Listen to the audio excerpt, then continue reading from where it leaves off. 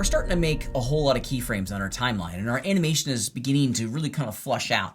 However, there's a tremendous amount of information inside of our dope sheet. If I was to zoom out and look at all these keyframes, I'm starting to get a little confused as to the purpose and the function of each one of these keyframes in the timeline itself. Let me show you a great little trick that will help you visually decode and understand the purpose of each one of these keyframes in the larger context of your timeline, and they're keyframe types.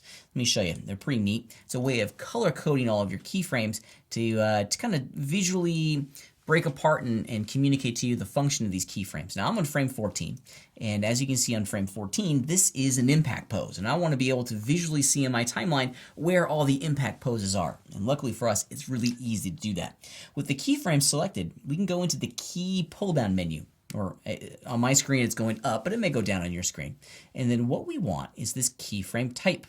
And we have a whole series of colors. Now, really all this is doing is just color coding it. And in other systems, we can filter the keyframes based on their type, but they're not changing the keyframes. They're not really doing anything than tagging them with a special color or a special word. So I think I want all of my impacts to be red, this extreme. And what it does, you can see it already in my timeline, is that it made it kind of pink. And when I have it selected, it becomes a little bit more red. I think I want to do that for all of my impact frames. So this one, same thing. Oops, excuse me.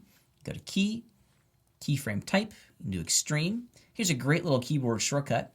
I have another one over here at frame 52. With those selected, you can hit the R key, and you can bring open that menu right underneath your cursor. It's a handy dandy way of very quickly being able to understand the function and the purpose of all of your keyframes in the timeline. This is something that really helps break apart the dope sheet and gives it some extra functionality. Working with keyframes can be a nightmare, and it can be very challenging. So these are the great little additions that will make your workflow a little bit easier.